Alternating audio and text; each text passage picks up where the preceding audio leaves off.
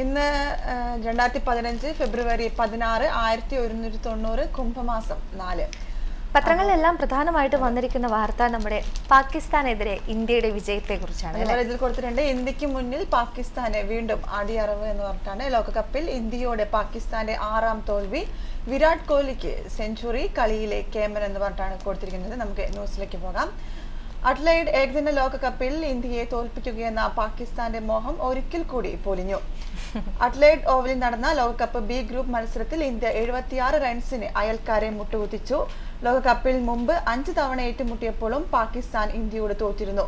Vice captain Virat Kohli 107 സെഞ്ചുറിയുടെ കരുത്തിൽ 300 runs നേടിയ India 3 over ബാക്കി നിൽക്കി 224 റൺസിന് പാകിസ്ഥാനെ പുറത്താക്കി. കോഹ്ലിയാണ് കളിയിലെ താരം എന്ന് പറഞ്ഞിട്ടാണ് ഇതിൽ കൊടുത്തിരിക്കുന്നത്. മലയാള മനോരമയിലെ വ്യത്യസ്തമായ തലക്കെട്ടോടു കൂടിയാണ് കൊടുത്തിരിക്കുന്നത്. പാകിസ്ഥാനെതിരെ വീണ്ടും ഇന്ത്യയുടെ ആറാട്ട്. ആദ്യ മത്സരത്തിൽ ജയം 76 റൺസിന്, വിരാട് കോഹ്ലിക്ക് സെഞ്ചുറി. ലോകകപ്പ് ക്രിക്കറ്റിൽ പാകിസ്ഥാനെതിരെ തുടർച്ചയായ 6ാം ജയം. ഒരു ഫോട്ടോയും കൂടെ കൊടുത്തിട്ടുണ്ട്. ഉയരട്ടെ ആഹ്ലാദം എന്ന് പറയുന്ന അടിക്കുറിപ്പോട് കൂടിയാണ് ഫോട്ടോ കൊടുത്തിരിക്കുന്നത്.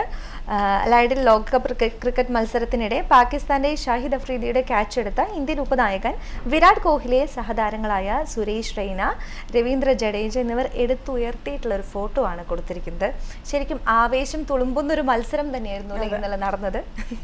അടുത്തൊരു ന്യൂസ്, കള്ളപ്പണം അന്വേഷണം ഏകോപിക്കാൻ പുതിയ ഏജൻസി എന്ന് പറഞ്ഞൊരു ന്യൂസാണ്. ന്യൂഡൽഹി വിദേശ ബാങ്കുകളിലെ ഇന്ത്യക്കാരുടെ കള്ളപ്പണത്തെക്കുറിച്ച് അന്വേഷിക്കുന്ന പ്രത്യേക സംഘത്തിൽ ഇനി കേന്ദ്ര സാമ്പത്തിക രഹസ്യാന്വേഷണ ബ്യൂറോ അന്വേഷണ നിർവഹണ ഏജൻസികൾക്കിടയിലെ ഏകോപനമെന്ന സുപ്രധാന ദൗത്യമാണ് കേന്ദ്ര സർക്കാർ CEIBയെ ഏൽപ്പിച്ചിരിക്കുന്നത്. നേരത്തെ എൻഫോഴ്സ്മെന്റ് ഡയറക്ടേഴ്സിനെയാണ് ഇതിനായി പരിഗണിച്ചിരുന്നത്. എന്നാൽ കള്ളപ്പണം വെളുപ്പിക്കൽ, വിദേശ വിനിമയ ലംഘനം തുടങ്ങിയ കേസുകൾ മൂലം EDക്കുള്ള അമിത ജോലി ഭാരവും CEIBയുടെ പക്കൽ പുതിയ ദൗത്യത്തിനാവശ്യമായ വിഭവങ്ങളുമാണുള്ളത് എന്ന് വേണ്ടാണ്. മറ്റൊരു വാർത്ത, സംസ്ഥാന സമ്മേളന റിപ്പോർട്ടിന് വിയോജനക്കുറിപ്പ്, VSന്റെ ബദൽ എന്ന് പറയുന്ന തലക്കെട്ടോടു കൂടിയാണ്. VSനെതിരെ റിപ്പോർട്ടിൽ 30ഓളം പേജ് നിശിത വിമർശനം. വിയോജനക്കുറിപ്പ് തള്ളി PB ഇടപെടലിന് VSന്റെ നീക്കം. തിരുവനന്തപുരത്ത് നിന്നാണ് വാർത്ത റിപ്പോർട്ട് ചെയ്തിരിക്കുന്നത്. CPM സംസ്ഥാന സമ്മേളനത്തിൽ അവതരിപ്പിക്കാൻ പോകുന്ന പ്രവർത്തന റിപ്പോർട്ടിനെതിരെ അത് ചർച്ച ചെയ്ത സംസ്ഥാന കമ്മിറ്റി യോഗത്തിൽ പ്രതിപക്ഷ നേതാവ് VS അച്യുതാനന്ദന്റെ വിയോജനക്കുറിപ്പ്. യോഗത്തെ ഈ നടപടി ഞെട്ടിച്ചു. തുടർന്ന് ബദൽ കുറിപ്പും ചർച്ചയ്ക്കെടുത്തെങ്കിലും യോഗം ഈ വിമത നീക്കം തള്ളി. എങ്കിലും കേന്ദ്ര നേതൃത്വത്തെ സമീപിക്കാനാണ് VSന്റെ തീരുമാനം. ആലപ്പുഴയിൽ 20 സംസ്ഥാന സമ്മേളനം ആരംഭിക്കാനിരിക്കെയാണ് അസാധാരണമായ ഈ സംഭവ വികാസം. അടുത്തത്, പെട്രോൾ ഡീസൽ വില കൂട്ടി എന്നൊരു ന്യൂസാണ്. ന്യൂഡൽഹി പെട്രോൾ ഡീസൽ വില കൂട്ടി. പെട്രോൾ ലിറ്ററിന് 82 പൈസയും ഡീസലിന് 61 പൈസയുമാണ് കൂട്ടിയത്. കഴിഞ്ഞ കൊല്ലം ആഗസ്റ്റിന് ശേഷമുള്ള ആദ്യത്തെ വില വർധനയാണിത് എന്ന് വേണ്ടാണ് ന്യൂസ് കൊടുത്തിരിക്കുന്നത്. മറ്റൊരു വാർത്തയുള്ളത്, 6 ഉപതെരഞ്ഞെടുപ്പ് ഫലങ്ങൾ ഇന്ന് എന്ന് പറയുന്ന ഒരു വാർത്തയാണ്. നമ്മുടെ തമിഴ്നാട്ടിലെ മുൻ മുഖ്യമന്ത്രിയായിരുന്ന ജയലളിതയുടെ തെരഞ്ഞെടുപ്പിന്റെ ഫലമൊക്കെ ഇന്ന് അറിയാം. ഒരു ലോക്സഭാ മണ്ഡലവും 5 നിയമസഭാ മണ്ഡലങ്ങളും ഉൾപ്പെടെ രാജ്യത്തെ 6 ഉപതെരഞ്ഞെടുപ്പുകളുടെ ഫലങ്ങൾ ഇന്ന് അറിയാം. ബംഗാളിലെ ബൊൻഗാവ് ആണ് വോട്ടെടുപ്പ് നടന്ന ലോക്സഭാ സീറ്റ്. ബംഗാളിലെ തന്നെ കൃഷ്ണഗഞ്ച്, തമിഴ്നാട്ടിലെ ശ്രീരംഗം, ഗോവയിലെ പനജി, ആന്ധ്രാപ്രദേശിലെ തിരുപ്പതി, അരുണാചൽ പ്രദേശിലെ ലിറോമോബ എന്നിവയാണ് നിയമസഭാ മണ്ഡലങ്ങൾ. അടുത്ത ന്യൂസ്, ഓഡിറ്റ് സംഘം സ്റ്റേഡിയങ്ങളും പരിശോധിക്കും എന്നൊരു ന്യൂസാണ്. തിരുവനന്തപുരം ദേശീയ ഗെയിംസ് ധനവിനിയോഗം പരിശോധിക്കുന്ന സംസ്ഥാന ഓഡിറ്റ് വകുപ്പിന്റെ സ്പെഷ്യൽ ഓഡിറ്റ് വിഭാഗം സ്റ്റേഡിയങ്ങളും ഗെയിംസ് വില്ലേജും പരിശോധിക്കും. വരവ് ചെലവ് കണക്കെടുപ്പിന് പുറമെയാണിത്. സ്പെഷ്യൽ ഓഡിറ്റിനായുള്ള സർക്കാർ ഉത്തരവ് 2 ദിവസത്തിനുള്ളിൽ ഇറങ്ങും. തൊട്ടു പിന്നാലെ അന്വേഷണവും തുടങ്ങും. ദേശീയ ഗെയിംസ് അധികൃതരുമായി ഓഡിറ്റ് വകുപ്പ് അധികൃതർ അനൗപചാരിക സംഭാഷണങ്ങൾ ഇതിനകം തന്നെ നടത്തിക്കഴിഞ്ഞു എന്ന് പറഞ്ഞിട്ടാണ് ന്യൂസ് കൊടുത്തിരിക്കുന്നത്. മറ്റൊരു വാർത്തയുള്ളത്, നമ്മുടെ കേരളത്തിലെ കുറച്ചു നാൾ മുമ്പ് ചർച്ച ചെയ്തിരുന്ന പാചകവാതക സബ്സിഡിയെ കുറിച്ചാണ്. പാചകവാതക സബ്സിഡി ഇന്നു മുതൽ ബാങ്ക് വഴി മാത്രം. സിലിണ്ടർ വാങ്ങുമ്പോൾ മുഴുവൻ തുകയും നൽകണം എന്ന് പറഞ്ഞിട്ടുള്ള വാർത്തയാണ്. പാചകവാതക സബ്സിഡി ഇന്നു മുതൽ ബാങ്ക് അക്കൗണ്ട് വഴി മാത്രം. ഏജൻസികളിൽ നിന്ന് സിലിണ്ടറുകൾ വാങ്ങുമ്പോൾ ഇന്നു മുതൽ മുഴുവൻ തുകയും നൽകണം. സംസ്ഥാനത്ത് ആകെയുള്ളത് 76 ലക്ഷം പാചകവാതക കണക്ഷനുകൾ. ഇതിൽ 60.67 ലക്ഷം പേർ മാത്രമേ ബാങ്ക് അക്കൗണ്ടുമായി ബന്ധിപ്പിച്ചിട്ടുള്ളൂ. ബാക്കിയുള്ളത് 13.3 3.3 ലക്ഷം ഉപഭോക്താക്കളാണ്. ആധാർ നമ്പർ ലഭിച്ചിട്ടും ബാങ്ക് അക്കൗണ്ടുമായി ബന്ധിപ്പിക്കാത്തവർക്കും സബ്സിഡി സിലിണ്ടർ കിട്ടില്ല. അതേസമയം 3 മാസത്തിനുള്ളിൽ ആധാർ നമ്പർ ബാങ്ക് അക്കൗണ്ടിൽ ബന്ധിപ്പിച്ചാൽ ഈ കാലയളവിൽ വാങ്ങുന്ന സിലിണ്ടറുകളുടെ സബ്സിഡി പിന്നീട് അക്കൗണ്ടിലേക്ക് കൈമാറും. മറ്റൊരു ന്യൂസ്, UP-യിൽ വീട് തകർന്നു ഉറങ്ങിക്കിടന്ന 13 പേർ മരിച്ചു എന്നൊരു ന്യൂസാണ്. ലക്നൗ, ഉത്തർപ്രദേശിൽ 3 നില വീട് തകർന്നു വീണ് സ്ത്രീകളും കുട്ടികളുമടക്കം ഒരു കുടുംബത്തിലെ 13 പേർ മരിച്ചു. ഒരു കുട്ടിക്ക് ഗുരുതരമായി പരിക്കേറ്റു. വീട്ടുകാർ ഉറങ്ങിക്കിടക്കവെയാണ് സംഭവം. വാരണാസിയിൽ നിന്ന് 32 കിലോമീറ്റർ അകലെ ചന്ദൌലി ജില്ലയിലെ ദുലിപൂരിലാണ് ഞായറാഴ്ച പുലർച്ചെ കെട്ടിടം തകർന്നത്. മുകളിലെ നിലയിലെ പണി തീരും മുമ്പ് ഉടമ കമറുൽ ഹസനും 16 അംഗ കുടുംബവും പുതിയ വീടിന്റെ താഴത്തെ നിലയിലേക്ക് 3 മാസം മുമ്പേ താമസം മാറ്റിയിരുന്നു എന്ന് പറഞ്ഞാണ് ന്യൂസ്. ഭയങ്കര കഷ്ടമായിട്ടുള്ള വാർത്തയാണ് അല്ലേ. ഇനി നമുക്ക് എഡിറ്റോറിയൽ പേജിലേക്ക് കാഴ്ചപ്പാട് പേജിലേക്ക് പോകാം. നമുക്ക് മലയാള മനോരമയിൽ ഇന്നത്തെ എഡിറ്റോറിയലായി കൊടുത്തിരിക്കുന്നത് കായിക രംഗത്തിന് നവചൈതന്യം, അഭിമാനവും ആത്മവിശ്വാസവും നൽകിയ ദേശീയ ഗെയിംസ്. കായിക കേരളത്തിന്റെ അഭിമാന പതാക വാനോളം ഉയർത്തിയാണ് 35ാം ദേശീയ ഗെയിംസ് കടന്നു പോകുന്നത്. ഗെയിംസ് ചരിത്രത്തിൽ കേരളത്തിന്റെ ഏറ്റവും മികച്ച മെഡൽ നേട്ടം കൈവരിച്ച താരങ്ങൾ നമ്മുടെ കായിക പെരുമ രാജ്യം കേൾക്കെ വിളംബരം ചെയ്യുകയായിരുന്നു. അധ്വാനിച്ച് മെഡൽ നേടിയ താരങ്ങളും അവരെ ഒരുക്കിയ പരിശീലകരും ഈ നാടിന്റെ മുഴുവൻ അഭിനന്ദനം അർഹിക്കുന്നു.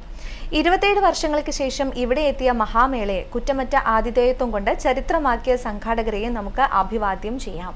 നമ്മുടെ കേരളത്തിൽ നടന്ന ദേശീയ ഗെയിംസിനെ പ്രശംസിച്ചുകൊണ്ടുള്ള ഒരു എഡിറ്റോറിയലാണ് മലയാള മനോരമ പത്രത്തിൽ ഇന്ന് റിപ്പോർട്ട് ചെയ്തിരിക്കുന്നത്. മറ്റൊരു ന്യൂസിലേക്ക് പോയിട്ട് നമുക്ക് എഡിറ്റോറിയലിലേക്ക് പോകാം. 4 സംസ്ഥാനങ്ങളിൽ വേരുറപ്പിക്കാൻ ആം ആദ്മി പാർട്ടി എന്നൊരു ന്യൂസാണ്.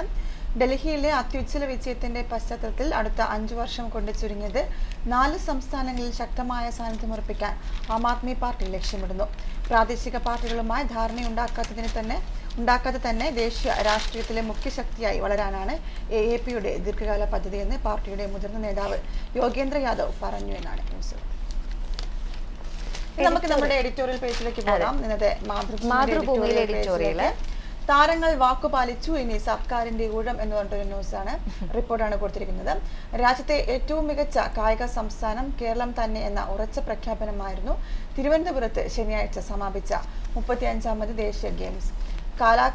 കാലാകാലങ്ങളായി കേരളം നിലനിർത്തിപ്പോന്ന മികവ് ദേശീയ ഗെയിംസിന് ആതിഥേയത്വം വഹിച്ചപ്പോൾ അതിന്റെ പാരമ്യത്തിലെത്തിക്ക് ഉയരുവാൻ നമ്മുടെ കായിക പ്രതിഭകൾക്കായി എന്ന് പറഞ്ഞിട്ടാണ് ഇതിന്റെ റിപ്പോർട്ട് ചെയ്തിരിക്കുന്നത്. Editorial page. സ്പോർട്സ് ന്യൂസിലേക്ക് കടക്കാം അല്ലേ. സ്പോർട്സ് ന്യൂസ് നമുക്ക് ശരിക്കും ഊഹിക്കാവുന്നതേ ഉള്ളൂ. നമ്മുടെ ഇന്ത്യയുടെ ജയത്തെ കുറിച്ചാണ് എല്ലാ പത്രങ്ങളും വായിച്ചിരുന്നു. അതിന്റെ ന്യൂസ് തന്നെയാണ് വീണ്ടും കൊടുത്തിരിക്കുന്നത്. നമ്മൾ ആദ്യം ഇന്ത്യയുടെ ന്യൂസിനെ കുറിച്ച് വായിച്ചു. അതെ, ഒരു വ്യത്യസ്തമായ ഒരു തലക്കെട്ടോട് കൂടിയാണ് മലയാള മനോരമ ഈ വാർത്തയെ റിപ്പോർട്ട് ചെയ്തിരിക്കുന്നത്. Kohli Indian run rain. കോഹ്ലിയുടെ ആഹ്ലാദത്തെ കുറിച്ചൊരു ഫോട്ടോയും കൊടുത്തിട്ടുണ്ട്. പൂൾ ബിയിലെ ആദ്യ മത്സരത്തിൽ ഇന്ത്യൻ ജയം 76 റൺസിന്. കോഹ്ലി 107, റെയ്ന 74, ധവാൻ 73 റൺസ് എടുത്ത് തിളങ്ങി. അലൈഡ് ഒരു ഇന്ത്യയായി, ഇന്ത്യ വീണ്ടും പുലികളായി. യുദ്ധം പോലെ അഭിമാന പ്രശ്നമായ ലോകകപ്പ് ക്രിക്കറ്റിലെ കന്നി അംഗത്തിൽ ഇന്ത്യ പാകിസ്ഥാനെ തകർത്തുവിട്ടു. ലോകകപ്പിൽ പാകിസ്ഥാനെതിരെ 6ാം മത്സരത്തിൽ 6ാം വിജയം. പരാജയങ്ങളിൽ നിന്ന് സടകുടഞ്ഞെഴുന്നേറ്റ് ഉജ്ജ്വല പ്രകടനം. കിരീടം കാക്കാനുള്ള പോരാട്ടത്തിൽ മൃതസഞ്ജീവനിയായി ഈ വിജയം മാറിയേക്കാം. സ്കോർ: ഇന്ത്യ 50 ഓവറിൽ 7-ന് 300, പാകിസ്ഥാൻ 47 ഓവറിൽ 224-ന് പുറത്ത്. ഇന്ത്യൻ വിജയം 76 റൺസിന്. സെഞ്ചുറിയുമായി ഇന്ത്യൻ ഇന്നിംഗ്സിന്റെ നട്ടെല്ലായ വിരാട് കോഹ്ലിയാണ് കളിയിലെ കേമൻ. പാകിസ്ഥാനെതിരായ ലോകകപ്പ് മത്സരത്തിൽ ഇന്ത്യക്കാരൻ നേടുന്ന ഏറ്റവും ഉയർന്ന സ്കോർ എന്ന റെക്കോർഡും കോഹ്ലിയുടെ പേരിലായി.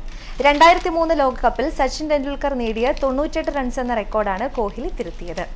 ഇതാണ് ന്യൂസ് ഉള്ളത്. അതിൻ്റെ കൂടെ തന്നെ ഒരു ന്യൂസ് കൊടുത്തിരിക്കുന്നത് കളി പറയാൻ ബിഗ് ബിയും എന്നിട്ടൊരു ന്യൂസ് കൊടുത്തിട്ടുണ്ട്. അഡ്ലൈഡ് ഇന്ത്യയും പാകിസ്ഥാനും തമ്മിലുള്ള ലോകകപ്പ് മത്സരത്തിന്റെ കമന്ററി ബോക്സിൽ ബോളിവുഡ് സൂപ്പർ താരം അമിതാഭ് ബച്ചനും ഉണ്ടായിരുന്നു പറഞ്ഞിട്ടാണ് ഇതിന്റെ ന്യൂസ് കൊടുത്തിട്ടുണ്ട്. കാണാം, അതിന്റെ ഒരു ഫോട്ടോയും നമുക്ക് കാണാം. കളി പറയാൻ ബിഗ് ബിയും എന്ന് പറഞ്ഞിട്ടാണ് കൊടുത്തിരിക്കുന്നത്. ഇനി നമുക്ക് നമ്മുടെ ഗൾഫ് ന്യൂസിലേക്ക് പോകണം. ഗൾഫ് ന്യൂസിലേക്ക് പോവുകയാണെങ്കിൽ നമ്മുടെ ഗൾഫ് ന്യൂസ് കൊടുത്തിരിക്കുന്നത് ജനുവരിയിൽ മെട്രോയിൽ കയറിയത് 1.5 കോടി യാത്രക്കാർ എന്ന് പറഞ്ഞിട്ടാണ് ന്യൂസ് കൊടുത്തിരിക്കുന്നത്. ട്രാം യാത്രക്കാർ 3 ലക്ഷം. ദുബായ് ജനുവരിയിൽ മെട്രോയിൽ യാത്ര ചെയ്തത് 1.5 കോടിയോളം ആളുകൾ. ഇതേ കാലയളവിൽ ദുബായ് ട്രാമിൽ യാത്രക്കാർ എത്തിയത് 3 ലക്ഷം പേർ. റോഡ്സ് ആൻഡ് ട്രാൻസ്പോർട്ട് അതോറിറ്റി പുറത്തുവിട്ട റിപ്പോർട്ടാണ് യാത്രക്കാരുടെ കണക്കുകൾ വിശദമാക്കുന്നത് എന്ന് പറഞ്ഞിട്ടാണ് ന്യൂസ് കൊടുത്തിരിക്കുന്നത്. മറ്റൊരു വാർത്തയുള്ളത്, വളയം പിടിക്കാൻ പഠിപ്പിക്കാൻ ഇനി മലയാളത്തിലും പരീക്ഷ. Hindi, Bengali, Tamil, Russian, Persian, Chinese ഭാഷകളിലും ഡ്രൈവിംഗ് സിഗ്നൽ പരീക്ഷ. ദുബായിൽ നിന്നാണ് വാർത്ത. ദുബായിൽ ഡ്രൈവിംഗ് സിഗ്നൽ പരീക്ഷകളിൽ മലയാളവും ഇടം പിടിക്കുന്നു. ഡ്രൈവിംഗ് ടെസ്റ്റുകൾക്ക് അവലംബിക്കുന്ന ഭാഷകളുടെ എണ്ണം കൂട്ടുന്നതോടെയാണ് മലയാളത്തിനും റോഡ് ആൻഡ് ട്രാൻസ്പോർട്ട് അതോറിറ്റിയുടെ പരീക്ഷാ പട്ടികയിൽ ഇടം ലഭിക്കുക. ഡ്രൈവിംഗ് ടെസ്റ്റിനുള്ള ഭാഷകളുടെ എണ്ണം 7 ആയി ഉയർത്തുമെന്ന് RTA ലൈസൻസ് വകുപ്പ് എക്സിക്യൂട്ടീവ് ഡയറക്ടർ അഹമ്മദ് ഹാഷിം ബഹ്റൂസിയാൻ പറഞ്ഞു. ഇക്കൊല്ലം 2ാം പാദത്തോടെ പുതിയ ടെസ്റ്റ് സംവിധാനം കൊണ്ടുവരാനാണ് RTA ആലോചന. മലയാളത്തിലും കൂടെ നമ്മൾ പരീക്ഷ വരികയാണല്ലേ. മറ്റൊരു news, Ramesh Chennithala Dubai police മേധാവികളുമായി കൂടിക്കാഴ്ച നടത്തിയെന്ന ഒരു ന്യൂസാണ്. കേരള ആഭ്യന്തരമന്ത്രി രമേശ് ചെന്നിത്തല ദുബായ് പോലീസ് മേധാവികളുമായി അനൌദ്യോഗിക കൂടിക്കാഴ്ച നടത്തി. ലോകത്തിലെ ഏറ്റവും ഹൈടെക് പോലീസ് സേനയായ ദുബായ് പോലീസിന്റെ മികച്ച സേവന മാതൃക കേരള പോലീസിലും നടപ്പാക്കുന്നത് സംബന്ധിച്ച ചർച്ചകൾ നടത്തിയെന്ന് പറഞ്ഞിട്ടാണ് ഫോട്ടോസൊക്കെ കൊടുത്തിട്ടുണ്ട്. മറ്റൊരു വാർത്തയുള്ളത്, പരിസ്ഥിതിയോട് കൂട്ടുകൂടി വികസനത്തിന് UAE എന്ന് പറയുന്ന തലക്കെട്ടോടു കൂടിയാണ്. പാരമ്പര്യേതര ഊർജ്ജ ഉപയോഗം പ്രോത്സാഹിപ്പിക്കാൻ തീരുമാനം.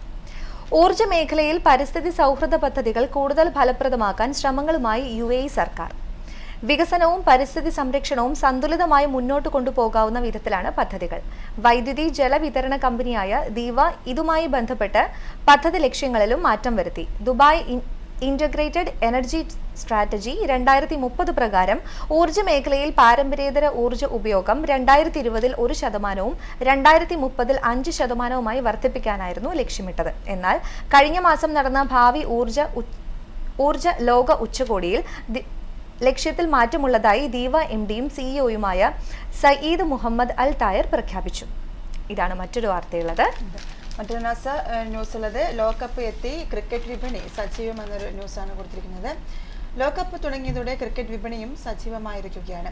1996 ശേഷം ഇതാദ്യമായി ടീം UAE ലോകകപ്പിൽ മാറ്റിരിക്കുന്നു എന്ന പ്രത്യേകതയും ഇത്തവണയുണ്ട് എന്ന് പറഞ്ഞിട്ടാണ് ന്യൂസ് കൊടുത്തിരിക്കുന്നത്. ഇതൊക്കെയാണ് നമ്മളുടെ പ്രധാനപ്പെട്ട ഗൾഫ് വിശേഷങ്ങളും അതുപോലെ തന്നെ ഒരുവിധം പത്രത്തിൽ വന്നിട്ടുള്ള സ്പോർട്സ് ന്യൂസും അതുപോലെ ഹെഡ്ലൈൻസും എല്ലാം നമ്മൾ ചർച്ച ചെയ്തു എന്ന് വിശ്വസിക്കുന്നു. അപ്പോൾ എന്തായാലും നമുക്ക് നമ്മുടെ ഗോൾഡ് ആൻഡ് എക്സ്ചേഞ്ച് റേറ്റിലേക്ക് പോകാം. ഗോൾഡ് ആൻഡ് എക്സ്ചേഞ്ച് റേറ്റ് നോക്കുകയാണെങ്കിൽ നമ്മുടെ അതായത് 1 ദിർഹം എന്ന് പറയുന്നത് നാട്ടിലെ 16 രൂപയും 85 പൈസയുമാണ്. അതായത് ഇവിടുത്തെ 59 ദിർഹം കൊടുത്തിട്ടുണ്ടെങ്കിൽ നമുക്ക് 59 ദിർഹവും 34 ഫിൽസും കൊടുത്തിട്ടുണ്ടെങ്കിൽ നമുക്ക് നാട്ടിലെ 1000 രൂപ ലഭിക്കും. സ്വർണത്തിന്റെ വില നോക്കാം. അതെ, 24 ക്യാരറ്റിന് 149 ദിർഹമാണ്. അത് ഇന്നലെയും 149 തന്നെയായിരുന്നു. വിപണി അവസാനിച്ചപ്പോൾ 22 ക്യാരറ്റ് സ്വർണത്തിന് 141 ദിർഹം 25 ഫിൽസ്. ഇന്നലെയും അത് തന്നെയായിരുന്നു. മാറ്റമൊന്നും ഉണ്ടായിട്ടില്ല. അപ്പൊ ഇതൊക്കെയാണ് നമ്മളുടെ ഹലോ ഗുഡ് മോർണിംഗിലെ വിശേഷങ്ങളൊക്കെ. അപ്പൊ നമുക്ക് നാളെ ഇതുപോലെ തന്നെ പത്രവിശേഷങ്ങളും പുതിയൊരു സ്ഥലവും ഒക്കെ ആയിട്ട് നമുക്ക് വീണ്ടും വരാം അല്ലെ. അതെ, നാളെ കാണാം. അതുവരേക്കും നന്ദി, നമസ്കാരം.